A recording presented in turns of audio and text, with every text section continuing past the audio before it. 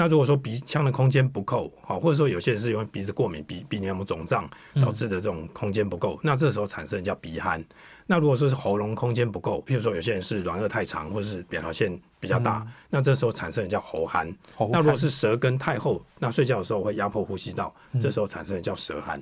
那所以不同的位置的空间狭窄会产生不同的鼾声。刚刚有提到说，台湾25%的人有这个严重打鼾，其实大部分可能就不是只有一个人唱歌，可能不是只有鼻子自己在鼻鼾，他可能有喉鼾加舌鼾，3个人一起唱歌，变一个大合唱这样子，就变成说打鼾就特别大声。